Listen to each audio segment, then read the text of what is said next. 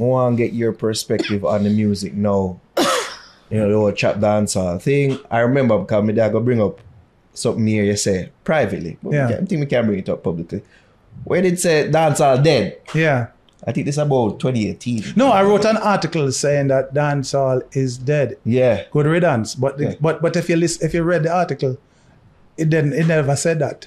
What it said was that there's a new genre. Yes. And dancehall is there, but dancehall is not being the focus. Right. New genre. Everybody the fight, man, tell me I fight against dancehall. No, there's a big debate.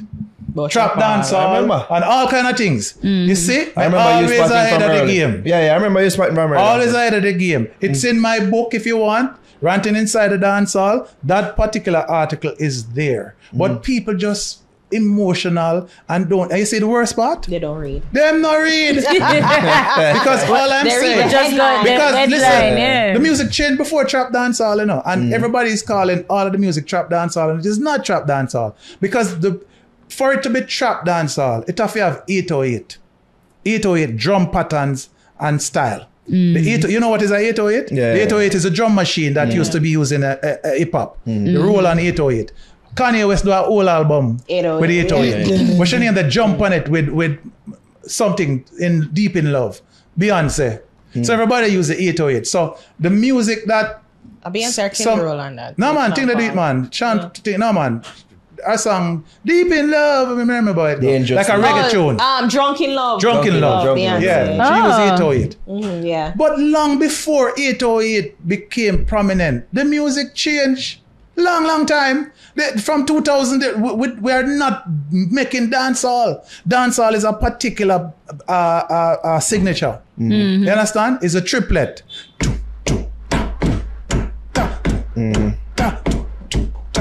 The typical 90s dancehall where we now revere. It starts with a count. Tum tum tum tum tum tum tum tum tum tum. All of them type of vibes there. Pepper seed. That is dancehall. You understand? And you have variation within the triplet and that side of sound. But from the 2000, when I was at IRFM, we start include hip hop. Dibby DJ. When me start play all hip hop tune for Irie, you know, the other man them say them nah play it, you know. Because them say no reggae that. You understand?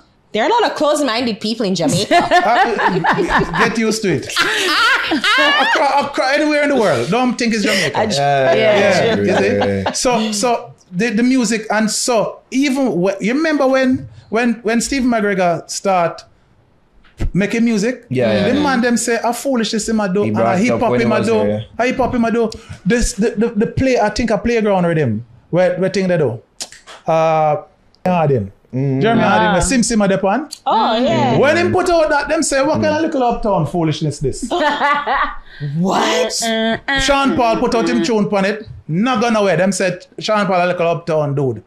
I been him and go save the rhythm there, and the rest is history. Now it is now classic dancehall, but they never regarded it as dancehall because what they are not understanding is that people can't stuck.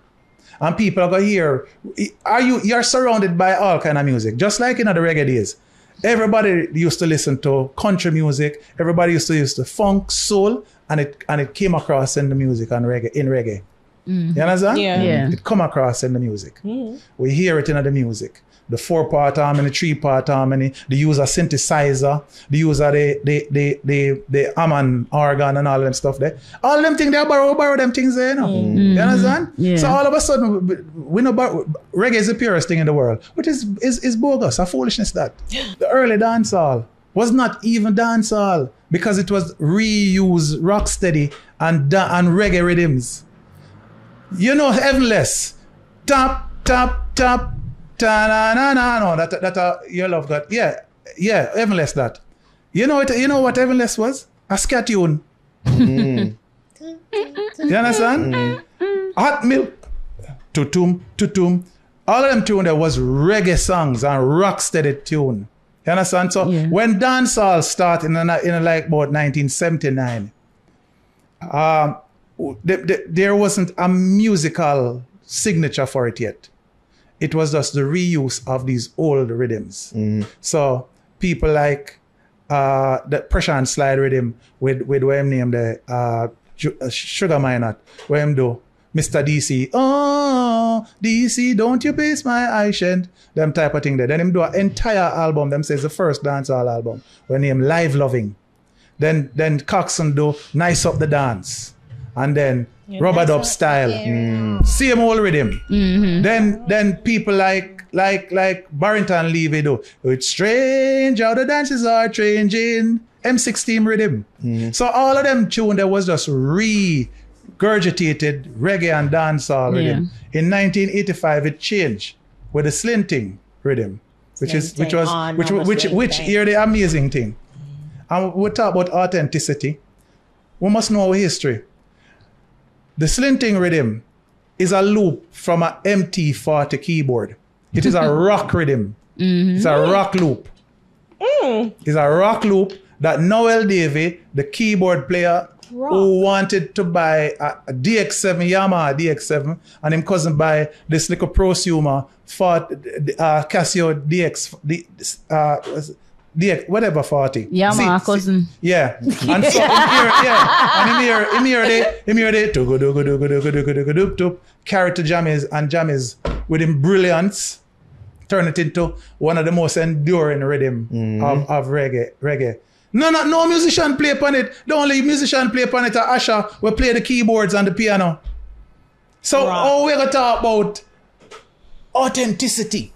And we no borrow from nothing, just like this idiotic argument about how we create hip hop and Afrobeats is following dancehall. That's not true. The first Afrobeats people them. Plantation Boys with what name? What the one name? Tubaba. Where do you are my African queen? Girl, I'm a dream. The whole of them did do hip hop. Long before them did do reggae and dancehall. P Square was one of the tune them personally. Remember the tune there? Yeah. That was one of the early Afrobeats tune. Yeah. Anything dancehall in that? You ever see the video for P Square? Yeah. It was an ode to Michael Jackson. Yeah. So what I'm saying is that you cannot say these things. Dr. Howard. Afrobeats is a mixture of hip hop, dancehall, and African music. You understand? So we can't be arrogant and say, yo, I follow them, I follow it. It don't make no sense because what we do is to detract from our contribution, which is a major contribution. Because look how much of them was doing. Listen, before even Afrobeats, you had Fajek Mashik, you had Marvelous Banky, Banky name? Marvelous. Them did the reggae. You had Alpha Blonde from Ivory Coast was doing reggae. You had Lucky Dube in South Africa. All of them was doing hardcore reggae long before the Afrobeats train come about. So in a sense, our influence is there and solid. Yeah. But what we can say is that created it. The worst one is about we create hip hop. We never create hip hop. But it definitely was inspired from dancehall. No, it can't be dancehall. No, but like from reggae dancehall. From reggae, no. Listen. When hip hop was created? In a basement. Yeah, where? What year? 19. What decade? Them just celebrate 50 years or 70 something. Dancehall, as we know, did exist at that time? Not them time then. That's the point. Our influence on that is outstanding. It's a Jamaican. You can't say we invented 1973. Yeah, but you can't say we invented when it was not done here. It was done in the Bronx by a Jamaican. Yeah. In a different context. He wanted to play reggae music and the people them said them like it. But him did scratch it, so that's how No, it's not scratch it. What him do was him decide, say I'm going to do what I'm call a merry-go-round, which is use the bricks of like certain tune, Apache and some James Brown thing. And what him used to do is just go to the bricks and then just go from one turntable to the next. And him call it the merry-go-round. That was the foundation of hip hop. And then in party, him had a guy named Coke Rock, who used to MC and he used to talk up something. But he's not the first one. You have people like DJ Holiday and a whole heap of other people used to do the things. So the thing is, you can't say you invent something when it was done in a different space and time. And it's not only Kool Herc.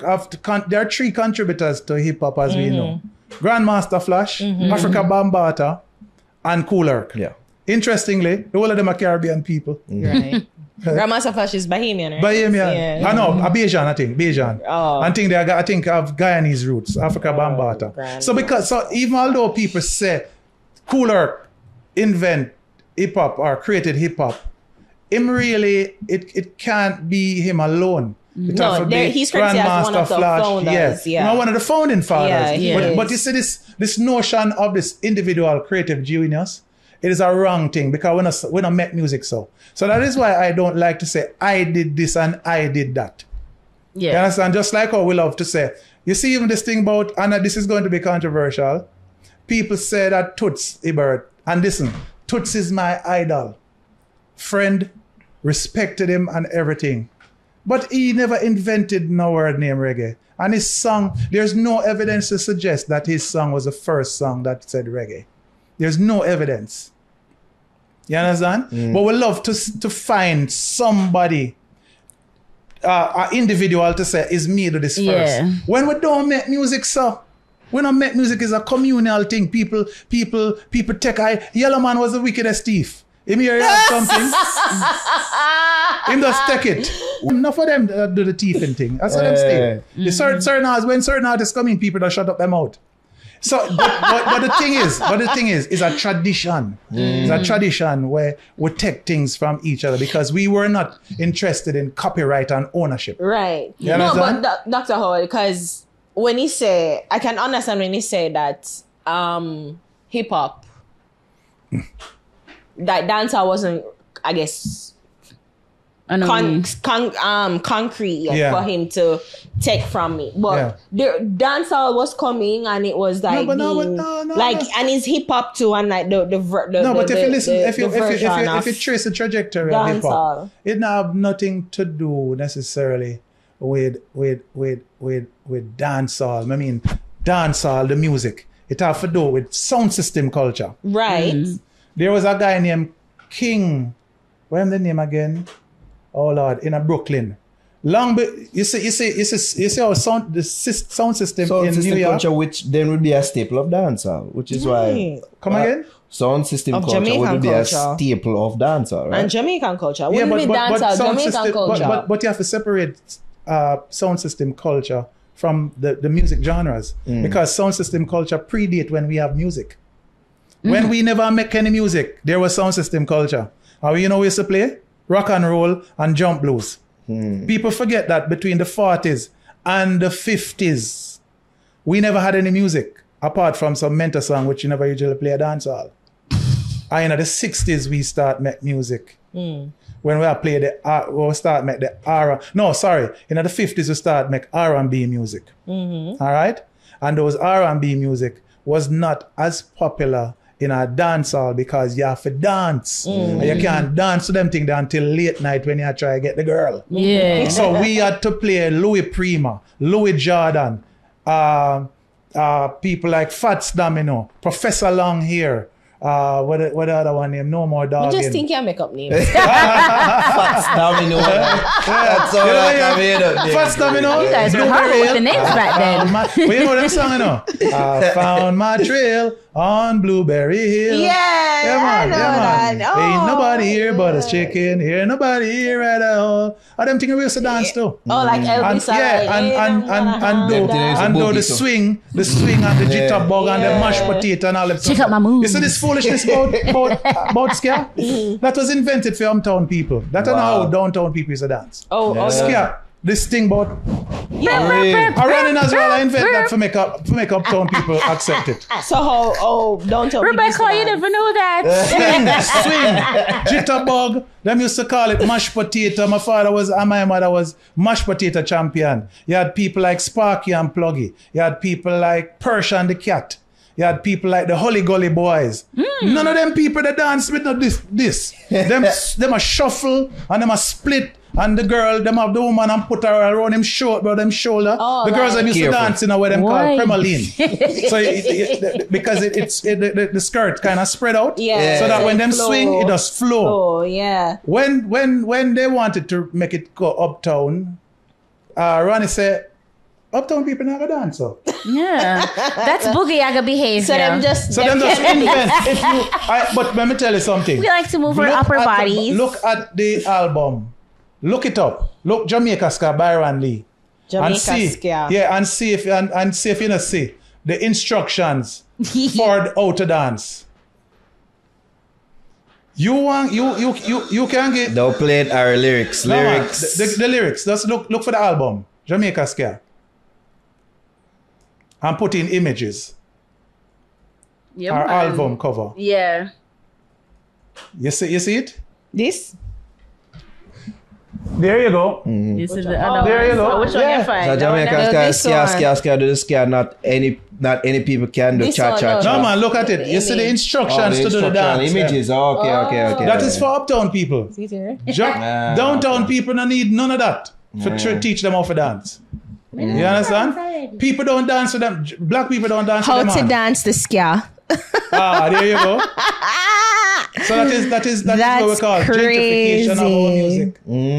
Wow. But then I want to get back to you. But so you're saying that Jamaica music don't have any influence on like Afrobeat and hip hop? Absolutely, I never said that. What are you talking about, man? Creation. I'm saying people are saying that we invented hip hop. We did not invent hip hop. Yeah. Okay. Jamaica have the most influence on the world of music. So with that being said, Dr. You seem like you're of the stance that, you know, this trap dancehall movement, you're not down on it. I'm a music producer. I'm a radio person and I'm a music lover. I love every music. You understand? Some music is crap, like everything else. You have hip hop where are crap. You have reggae music where are crap. I always say, don't worry about nothing. The cream will always rise to the top. We're taking a break out of this podcast to big up Fashionista Events. They're presenting an event called Fashionista.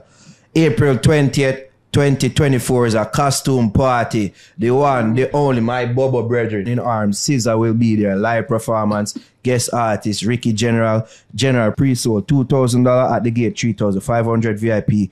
$5,000 and at the gate $7,000. Food inclusive. You get that with the VIP ticket price. You see me? Police Officers Club. That's April 20th, 2024. I believe Team Wire there. What that means? ZJ Liquid are there. Echo One, Shah Groove. Yeah, man, whole heap of people got there just forward out. Ricky General as well. I did say that guest artists, you can get your online tickets available now at www.xtickets.com. That's www.xtickets.com. You know much a dancehall, a 90s dancehall we not play? Because it was crap. Yeah. Our romanticized nothing bad like 90s dancehall. I can tell you some whole heap of song that was crap. You understand? And just like how I can tell you about enough rocksteady was idiot tune and enough worse reggae music where if you hear them you want to vomit. So the cream will always rise to the top. Right. And the thing is now, I remember some of the songs that were very popular in all of these era. Nobody not hear them again. Because them you see, our music take long for marinate. And that's why none of the songs them where you hear as classics now never get no earplay. Never get no earplay. Never get any sound system play.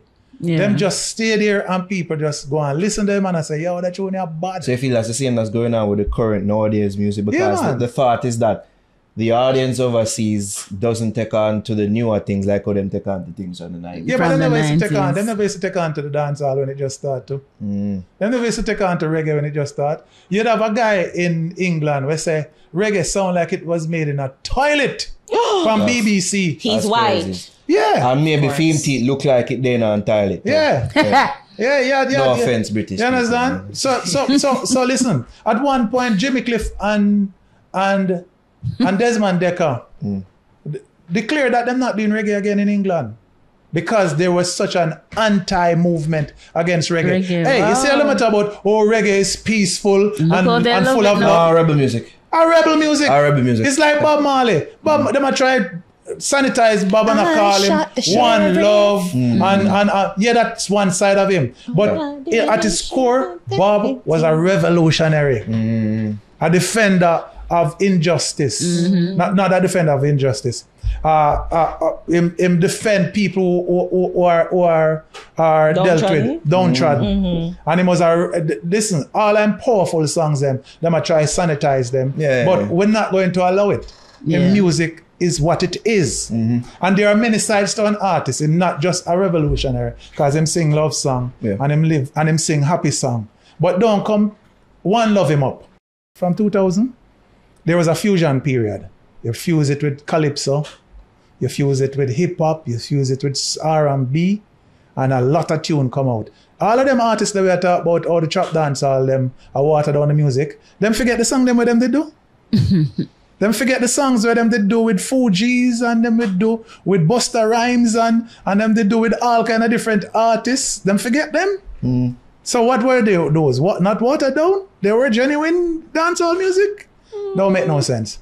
There was a fusion of dancehall and hip hop. Yeah, and so that was a period. And it fused beautifully. It wasn't like I trying to be something that like a whole new genre. Like that's what trap house feels like. So the point is, what I make is that the hardcore dancehall style was evolving from them time there. Then when people like Da Seeker, when people like Steve McGregor, and then people that come around, the music change again. I could not tell you one dancehall song that Dexter Daps do. Name one. Shaman Badapat. Shaman Badapat? Listen to that. That's not dancehall. That's a drill. Almost like drill. Yeah, it's not drill. Jesus, you know, me can't talk to Dr. Owen. Really? That's dancehall. All right, that's not like you I call mean, it dancehall. his singing song like No Underwear is R&B dancehall. No, you call it a dancehall. But when a musical person listens to, if the alien come down here and them get them super smart and can get all of the information in seconds. And when you play that beat for them, they are not going to call that beat a dance. Shabba Madapat? Yeah. You can play it right now. Yeah, because you're confusing me. That's not true. You're confusing me. I Shabba Madapat. I disagree. Pot. Listen, at the same way. Everybody say everybody have fight. Everybody have fight. The people them west of them are the trap dancehall, you know. So you only consider it dancehall when you hear a core sound. What is the core sound that you're looking for in the? No, listen. Genres are identified by their musical composition. Yes. Yeah. So jazz, May I listen to you now? No, that's a remix. Another rewind. This is it. No. There's no drill here. This is a dancehall, doctor. This is not drill. Stop that. But the Beretta Hold on, man. You hear the key? You hear the beds there? Yeah. Tell me which dancehall song have them shit there. That's what I ask. No, but that's not. Hold on, man. It's not drill. Play it back again. Which dancehall tune starts with an orchestral intro? Go back to the top. Yeah, it started Hold different. on, man. Let's talk. No, but there are dancehall songs that incorporate several we call everything dancehall. We've been calling the music dancehall from 1979. So what you tell me now? The music where nice up the dance. Arena don't play. Nice up the dance. Here, chord changes. I like it. but this doctor the beat though. No the beat not there. Which beat there, man. The beat there, man. What? This. Hey, long time, Killer Man. The beat right there can be considered a variation of the core dancehall beat. It's music. It's just music. You know what I call it? One beat. Many styles, one beat. The music has to grow and people have to be like our creative. motto. And what we do is limit people's creativity by boxing them into dancehall and this and that. Most artists, when you ask them what them do, them can't tell you right now, When you interview enough artists, and what is the dilemma when you say, so what you do? Anybody come and tell you, say, oh, I am this, I am that. Them tell you, well, me do a little this and me do a little that, and them can't identify themselves. That's the point I'm making. And when we do this thing, but I said, yo, some of them know what them are. Them just don't want to be labeled. Yeah, but got this thing now in a society. Oh, I don't want everybody has said that. I don't want to be backstage. Yeah. No, you're a girl, you're a boy, you're a man. No, I know that. It kind of fall like that. I know that. Come on, this labelless society. Oh, I don't like when people call me.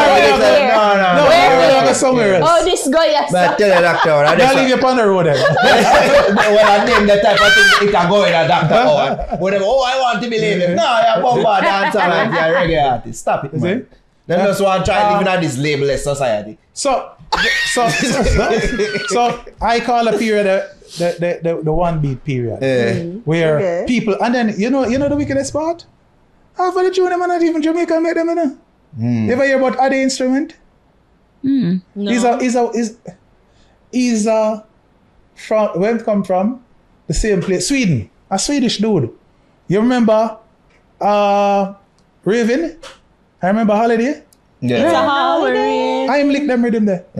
All of the tune them on the ear right now are people from outside. Half of the tune them from the reggae revival. A Silly Walks, German white man. Sir Lancelot, Swedish white man. Smile Jamaica. Come on and smile for me, Jamaica. Enough of the tune them appear white people from foreign do it. But Dr. Order. It's like because I know that there are quote unquote purists out there that will disagree with you because enough of them operate under the premise say, yo, Jamaican music operates under a premise where it works for them and it's like them are trying to follow a hip-hop American model that in and of itself it kind of fail, if you're not in that 1%, it kind of fail. So people are kind of say, why you follow that model when enough indication are show say them the thing they are feel. Listen, people are gonna experiment. And as I said, the cream will rise to the top. Yeah. Because when we had the 90s dancehall, then it is the worst thing on planet Earth. I tell you, say, when I played music, was IRFM start 1990. And when we start playing dancehall, people tell us to take it off of the radio. A foolishness. When we start playing hip-hop dancehall, me remember our DJ said to me, say, you can play it because you're the boss, but me not play it because it wrong. You have a tune named Borup. This I want to name this that Borup, which is a kind of Northerangs, which is kind of find it for me. Borup, which is a kind of hip hop thing. Then you add thing that come with DB DJ, made a stopper, which is basically the hip hop version of the Punani with Slido. Oh. When we play them tune there, people used to say a foolishness. Listen, when Bob Marley do Exodus, them say the worst tune him ever doing in life. You get me? They show that in the movie. This is a hip hop. Yes. So that you must say nah though. It is not. Another us.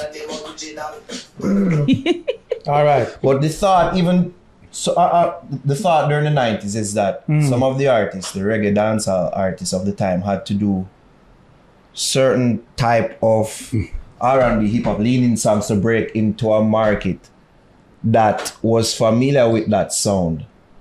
Yeah, but that's why some of the songs and what them used to sound like knockoff hip-hop, knockoff R&B. Apparently Mad Cabra. But another first we do that. We do that with reggae. We used to sugar up reggae in England, put in strings in it, and it was a failure. Most of the songs them never work. Exactly. Some people said it's a failure. So when was that we started to water our own garden and start to really push the culture and people start to embrace it. Yeah. That's where we didn't have to do these type of things anymore. That we had to that feels like that at the time it felt like we had to do to try to break into the industry. No man. Let me tell you something. Listen, let me tell you something. That's not true. Even 90s dancehall was following the American blueprint. there's an orchestra sound. Pop, pop, pop, pop, pop. That is coming from synth pop. So you don't know what them did I do to make it sound like the American and identify with the American vibe. But in production wise, if you listen to Telephone Love. You hear that orchestral sound that come from white people music. Yeah, but that definitely was designed and catered to go into that market. Do you know the Water Drum, Murder She Wrote and all of them tune there? You know where that drum sound is coming from? The tabla sound?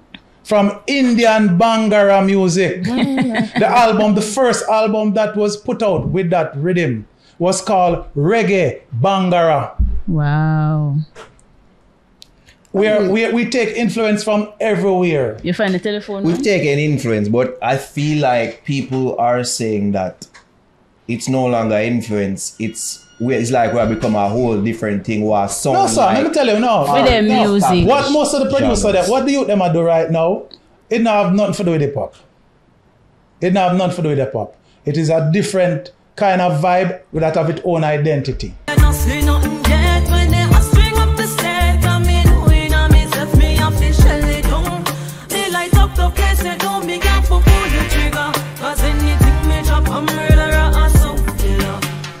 Still want give me blowjob. She have a man, but she still want bring a nookie come. Still want fling it on the gun. Still want give me blowjob. The amount of time when she tell me see her man a waste man. Top of the morning, success keep calling. I mean I ain't at the talking. Me I go for my goal, come I want win. Top of the morning.